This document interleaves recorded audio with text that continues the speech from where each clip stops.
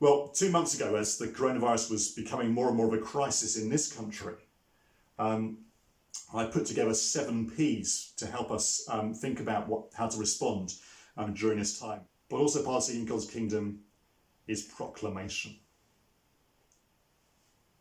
Jesus said to his disciples right at the end of Matthew's Gospel, "Therefore go and make disciples of all nations, baptizing them in the name of the Father and of the Son and the Holy Spirit, and teaching them to obey everything I have commanded you."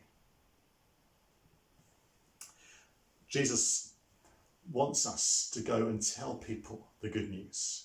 He wants other people to come and learn how to avoid anxiety by focusing on God's kingdom. He wants people to seek treasures in heaven rather than treasures on earth. He wants people to know God as their Father in heaven, as we as Christians know God as our Father in heaven. And so we're called to proclaim the gospel in good times and in bad times.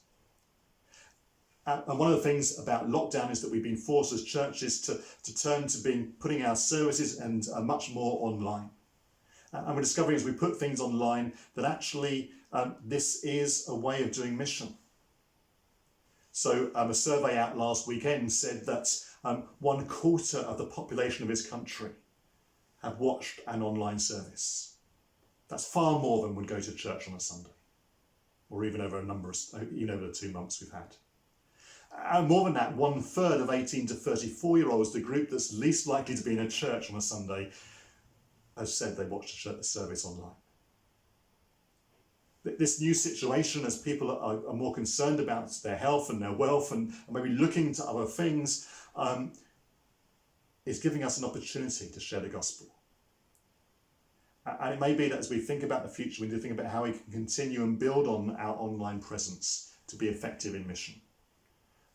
We need to learn that actually it's easier to invite people to watch a service online than to come to a service in church.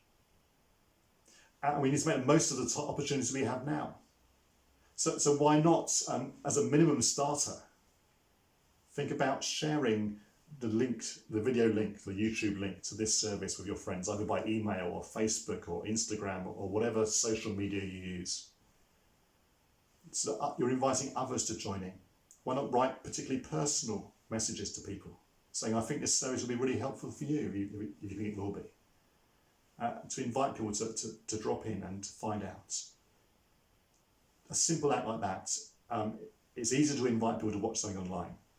They're more likely to watch it, and yet it could be transformational as they hear the word of Christ.